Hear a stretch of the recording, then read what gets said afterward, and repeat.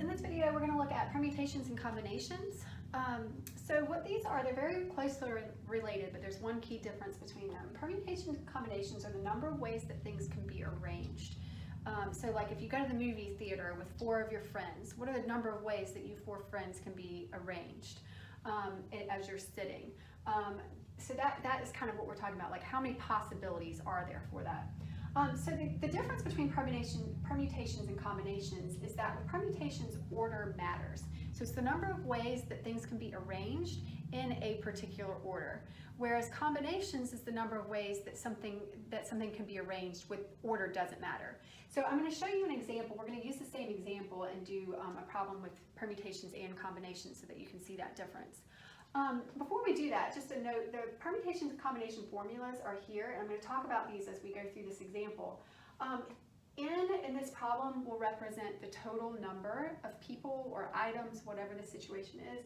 K will represent the number that you're trying to select, what you're selecting.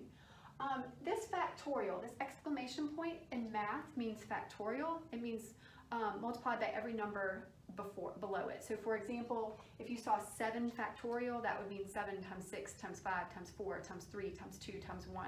And there's actually a button on your calculator that you can find factorial as well. But I'm not going to actually use that. I'm going to show you how to do this by hand.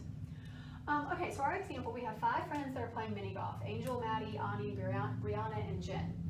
First situation, we want to find the probability that Ani will win first place, Jen will be second, and Angel will be third. In this case, order matters. We're talking about first place, second place, third place. So it matters that that Ani is first, that Jen is second, and the Angel is third. So order matters. So that means that we're going to use a permutation. So we're going to use N P sub K, which is equal to the N factorial over N minus K factorial. All right, again, the factorial, just you'll see what that means, but we're going to use that here in just a minute. So the N is the total number. So how many people are there? There are 5 people. So N is going to equal 5, and the number that we're selecting is 3. So we're going to plug in 3 for K. So we've got 5 factorial divided by N, which is 5, minus K, which is 3, factorial. We're going to simplify order operations. We do parentheses first, so we're going to subtract that real quick. So that's going to be 2 factorial. Again, factorial, what that means, 5 factorial means 5 times 4 times 3 times 2 times 1. 2 factorial means 2 times 1. So it's just multiplying down to 1. The next thing about factorial is, like, this one's kind of easy. These aren't huge numbers to multiply even in your head. But if you had a lot, like big numbers here, you can actually cancel things out. Like, if you had 99 factorial divided by 98 factorial, for example, the 98 times 97 times 96, all of that would cancel out from the numerator and the denominator, and you'd be left with just the 99. So in this, what I mean by this, you'll end up with common factors that will cancel out and help your situation, your multiplying, to be a little bit easier. You won't have such big numbers and have to simplify fractions. So we can go ahead and cancel out like factors because, again, these are multiplied, so there are like factors. And then we're left with 5 times 4, which is 20, times 3 is 60. So 60 is the number of ways that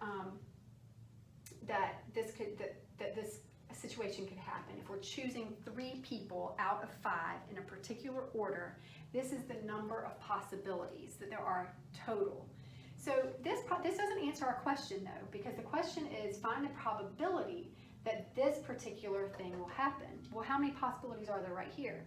There's 1, that Ani will win, Jen will be second, and Angel will be third. This is a specific event. It is one event out of 60 different possibilities. So the permutation, when you use this formula, you're coming up with the total number of possibilities, the total number of ways that it can be arranged in a particular order.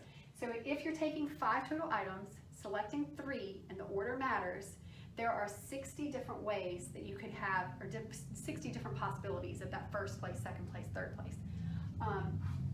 So then the probability is 1 out of 60. Okay, so then we're going to look at I didn't write that. The probability is 1 out of 60 because this is the one possibility out of a total of 60. Okay, so combinations, we're going to look at an example of that now. Now this says regardless of order. So So that implies that we are going to use the NCK formula, which is similar to this, but there's this added K in the denominator. And if we had more time to explore permutations and combinations, I would get into this a little bit more and explain why, like why the two formulas are related and what that difference makes. But we'll see that a little bit. All right, so the n again is a total number, and k is the number that you're choosing. So n is still 5, k is 3. In this case, we're choosing 3, selecting 3 out of the total 5. So the formula in this one, we're going to have 5c3 equals, and then we just plug the n into the formula, 5 factorial, and then n minus k will be 5 minus 3 factorial times the 3 factorial. And so what we're going to do is just simplify this out. So you'll notice this 3 factorial is extra. That's what's different from this. And that's because we don't care about the order. Sorry, it's getting loud out there. So we're going to do 5 factorial, and I'm just going to simplify this like I did the other one. 2 factorial times 3 factorial. And then writing this out, we're going to get 5 times 4 times 3 times 2 times 1 over 2 times 1 times 3 times 2 times 1. And again, you'll notice, like I said in that last one, you'll have some common factors that you can cancel out, and that makes it really nice and simple when simplifying. 5 times 4 is 20, divided by 2 times 1 is 2, and you get 10 possibilities. So this is the number of ways that you could select 3 people from a group of 5. So the number of possibilities of those 3 people that were chosen from that group of 5. Now the probability, though, is the chances that those 3 people are Ani, Jen, and Angel. And so when you're looking at probability, the number of ways that that could be is going to be 1 out of 10. And so that is your answer for that problem. So again, the key thing is that the difference is order. So just pay attention to that order. If it's order, you're going to use permutations. If it's regardless of order, then you're going to use combinations.